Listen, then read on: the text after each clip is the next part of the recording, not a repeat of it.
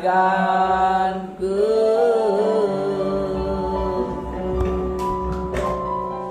Bapa yang mengasihi, Bapa yang kekal, Bapa yang ajaib, Bapa yang dahsyat, Bapa yang penuh kekuatan.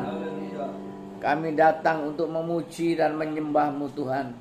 Karena hanyalah Engkau yang dapat kami puji dan kami sembah. Hanyalah Engkau harapan kami dan kerinduan kami. Hanya Engkau segala yang baik, segala yang indah, segala yang megah, dan segala yang berkualitas di dalam hidup kami. Oleh sebab itu Tuhan, kami selalu merindukan-Mu dan mengharapkan-Mu setiap saat dan setiap waktu.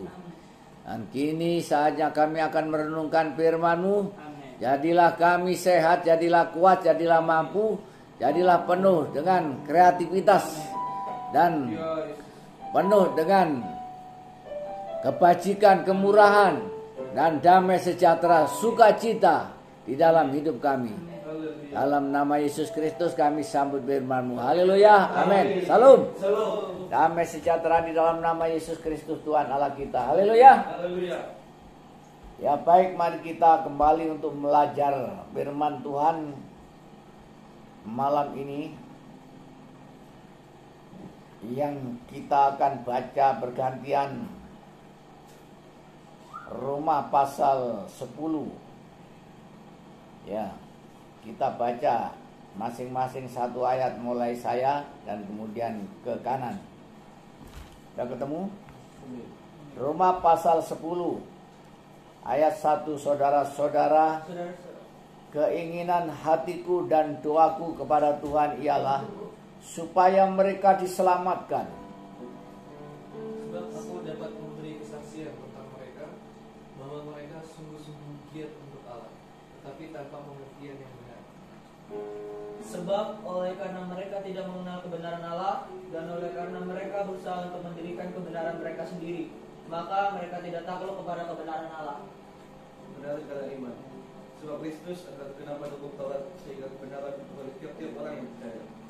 Sebab Musa menulis tentang kebenaran karena hukum Taurat, orang yang melakukannya akan hidup karenanya.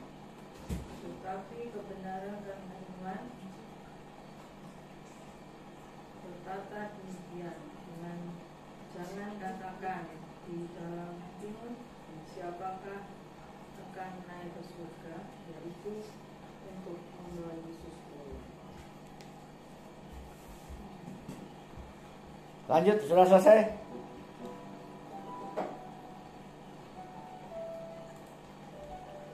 Mari kita dengarkan penjelasan-penjelasan yang terdapat di dalam ayat ini, supaya kita lebih dalam dan paham akan firman ini. Yang pertama, saudara-saudara, keinginan hatiku dan doaku kepada Tuhan ialah supaya mereka diselamatkan. Nah ini, jadi ayat yang pertama ini merupakan satu kehidupan di dalam doa. Jadi kehidupan di dalam doa bagi orang-orang Kristen, orang-orang yang percaya itu semua diselamatkan. Jangan sampai keliru kalau berdoa. Kalau berdoa nanti yang tidak disukai, mudah-mudahan dia nanti keceblung neraka. Nah, ini bukan doanya orang beriman, bukan doanya orang Kristen. Karena sakit hati mudah-mudahan ya ketabrak mobil. Nah, itu bukan doanya orang Kristen. Ya. Jadi kalau orang yang percaya itu hatinya baik, pikirannya baik, jiwanya baik, ya, kehidupannya selalu doa yang ada di dalam hati dan pikiran dan jiwanya ini. Yaitu seperti Rasul Paulus berdoa di dalam hatinya bahwa setiap orang supaya masuk surga. Ini adalah doa, ya. Jadi seorang penginjil langsung gak apa-apa pakai musik. Pakai musik. Nah, jadi seorang penginjil ini memang harus punya jiwa doa, jiwa mendoakan orang supaya semua orang bisa diselamatkan. Ini adalah tugas dan kewajiban kita sebagai orang-orang yang percaya. Nah, ayat 1 ini menggambarkan bahwa kehidupan orang Kristen, kehidupan orang yang percaya ini tidak punya musuh. Amin. Tidak punya lawan. Ya, bahkan firman Tuhan mengatakan doakan musuh-musuhmu. Kan bukan musuh jadinya kalau musuh saja didoakan. Ya, berarti semua di sini menjadi saudara, semua menjadi sahabat kita. Jadi orang-orang Kristen, orang-orang yang percaya ini tidak punya musuh, tidak punya lawan, dan tidak mencari musuh, tidak mencari lawan. Kalau ada lawan, jangan dilawan, tetapi diajak berteman. Jadi kalau orang bersifat kekristenan itu, kalau ada lawan jangan dilawan, kalau ada musuh jangan dimusuhi, jangan dilawan, tetapi dijadikan teman, dijadikan sahabat. Itulah pengertiannya ayat pertama ini di dalam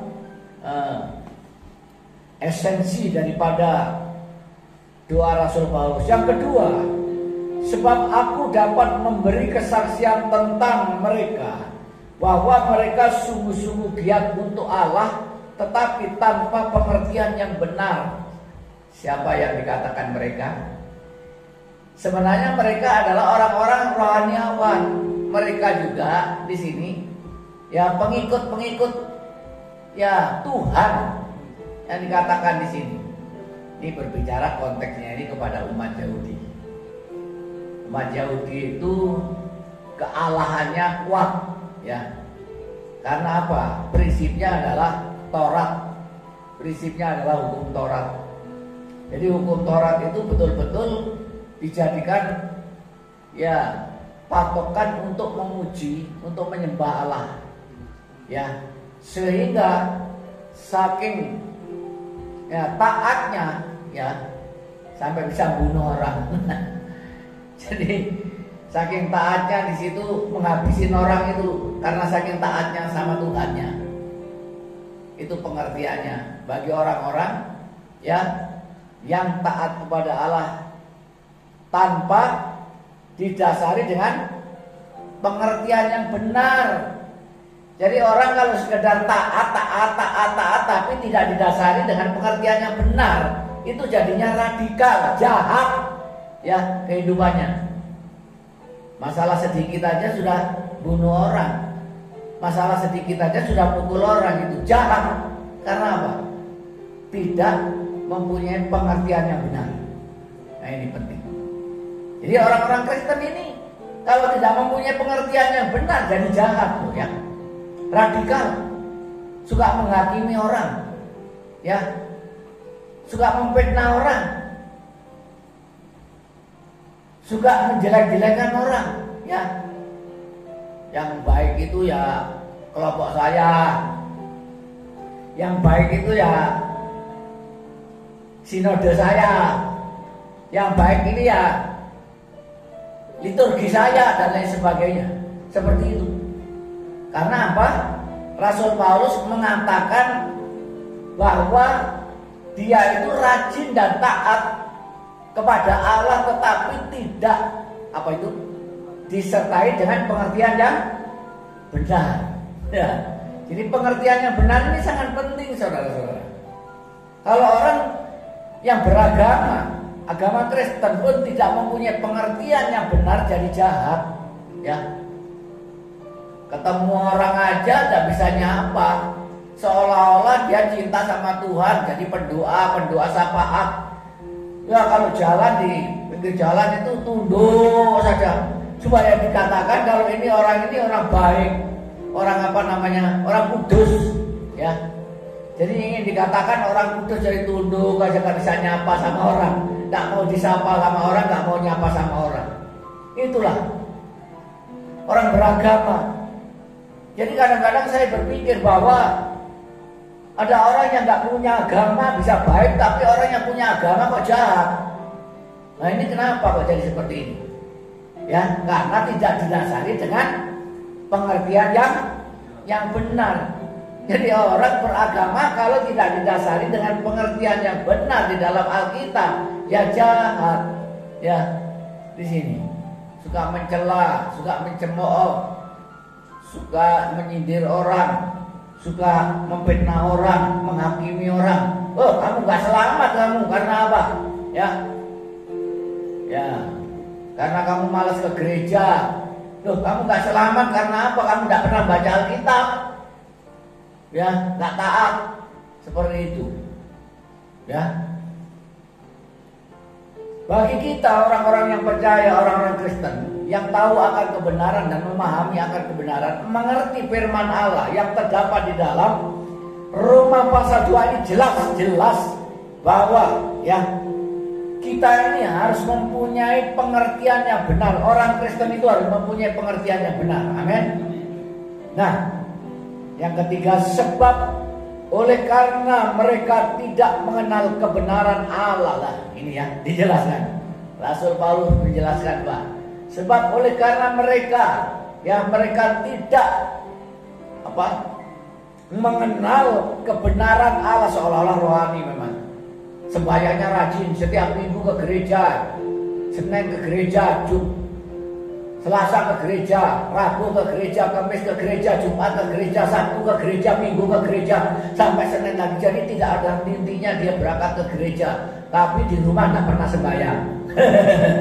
Nah ini, jadi sembahyangnya cuma di gereja, di rumah nggak pernah sembahyang, di tempat pekerjaannya nggak pernah sembahyang, bekerja juga nggak sembahyang. Padahal Alkitab bagaimana mengatakan bahwa kita sembahyang dan doa. Orain labora, jadi sembahyang dan kerja. Sembahyang dan kerja ini berarti kita bisa sembahyang di tempat kerja, ya di jalan-jalan, ya dimanapun kita di situ punya tugas dan pekerjaan itu bisa sembahyang. Sembahyang ya nggak selalu kita teriak-teriak, haleluya, haleluya.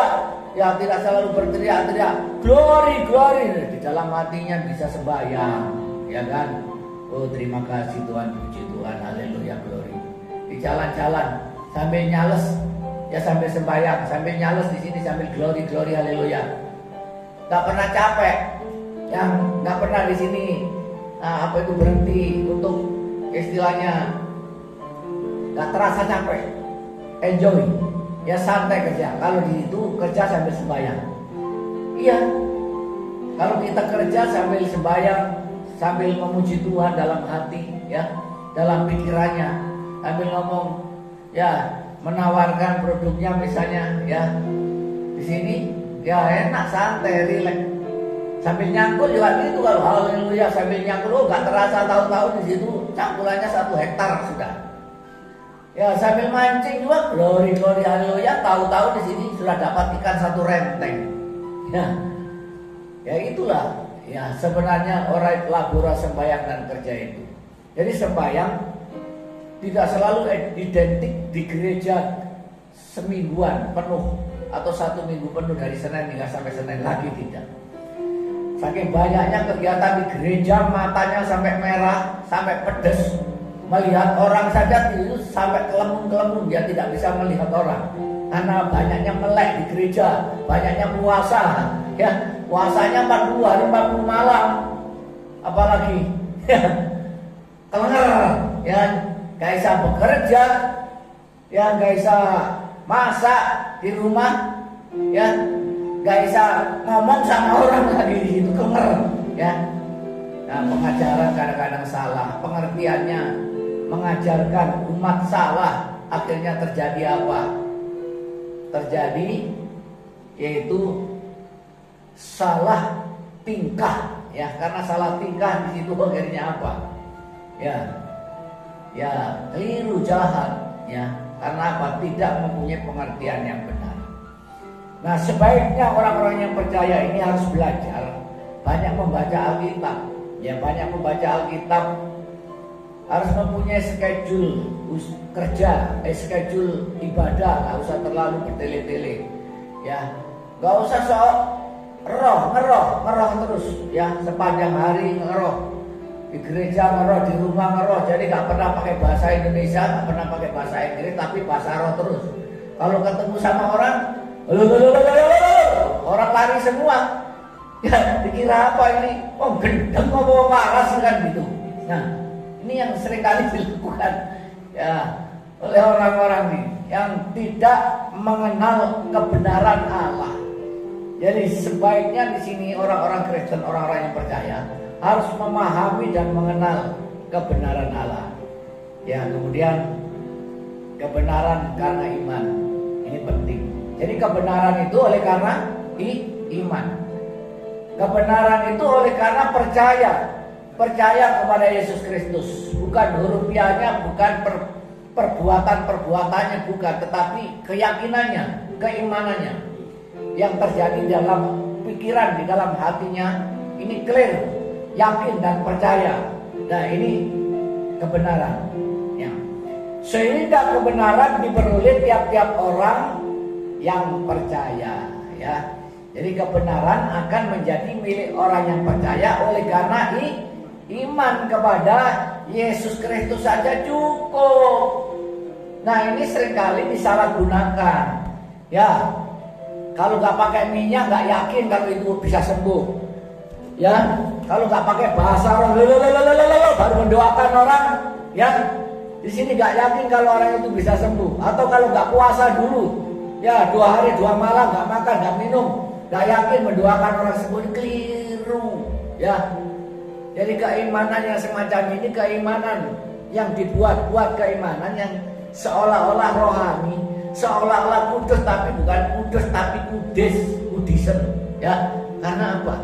Tuhan tidak menginginkan seolah-olah itu kita ini yang sakti, seolah-olah kita ini yang punya kekuatan dan kekuasaan, yang punya mujizat, seolah-olah kita ini oleh karena puasa ya, oleh karena sembahyang yang berlebih-lebihan, seharian doa puasa 2 hari 2 malam. Saya pernah melakukan itu kita ya. Waktu di gereja itu ya, kita diajak sembahyangan hampir 2 hari full di situ. Kita sampai makan saja di sini nggak ada, nggak bisa makan. Tapi di situ yang ngajari makan roti, makan nasi, makan KFC. Nah, kita nggak sempat makan, kita nggak kasih bagian makan. Nah itu salahnya. Nah, saudara-saudara yang kekasih, mari kita belajar firman dengan benar berdasarkan nasihat ya, oleh nasihat Rasul Paulus ya, lewat tulisan-tulisannya, surat-suratnya. Ini sangat efektif ya, sangat esensial untuk menjadi renungan kita, untuk menjadi bahan pikiran, bahan ya atribut kita di dalam kekristenan dan keimanan ini, sehingga kita mempunyai satu kekuatan yang besar, bukan kekuatan kita melainkan kekuatan Allah. Sekali lagi Alkitab kita baca di sini yang terdapat pada ayat yang kelima. Sebab Musa menulis tentang kebenaran karena hukum Taurat. Orang yang melakukannya akan hidup karenanya. Nah, jadi seolah-olah di sini ya, beriman harus melakukan. Kalau tidak melakukan, nol. Ya, ini konteksnya hukum Taurat. Orang beriman tidak perlu melakukan, cukup percaya dan percaya, yakin dan yakin. Kalau kita akan menjadi orang kaya, yakin dan yakin. Kalau kita akan menjadi orang sukses, yakin dan yakin. Kalau mereka sembuh, dia disembuhkan dalam nama Yesus. Yakin saja dan percaya saja, pasti sembuh.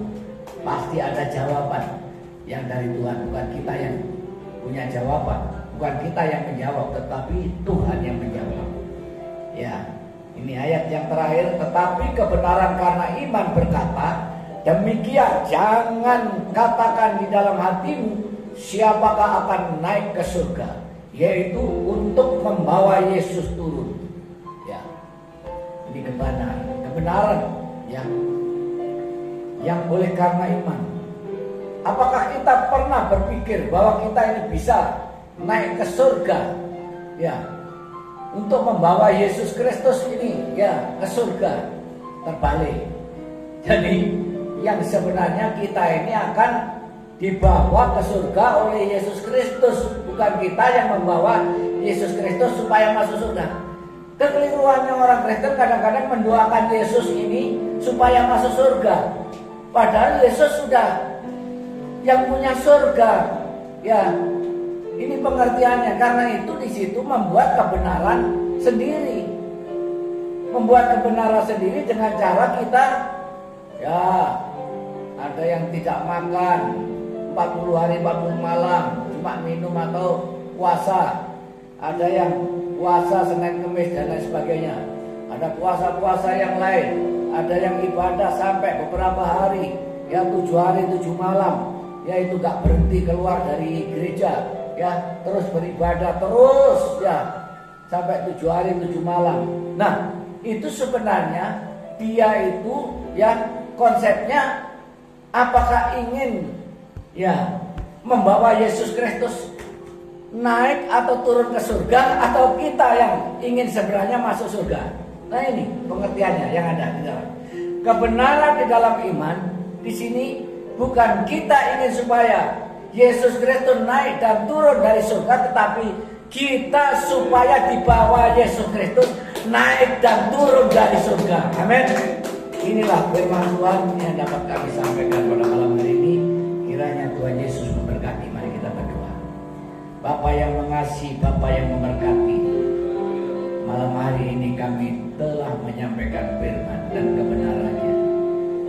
Oh, kiranya Tuhan, Kau jadikan kebenaran ini, pandangan hidup kami, jadikan kebenaran ini mutlak menjadi tumpuan hidup kami, sehingga kami terus yakin dan percaya bahwa Yesus Kristus adalah Tuhan yang lebih besar dari segala-galanya yang ada. Dengan demikian kami selalu hanya berharap, yakin dan rindu bahwa Yesus Kristus adalah hidup kami. Kami hidup bersama Yesus Kristus Tuhan. Dalam nama Yesus Kristus kami mengucap syukur dan doa yang percaya diberkati. Katakan amin. Amin. Amin. Sudah. Tuhan berkati. Tuhan berkati.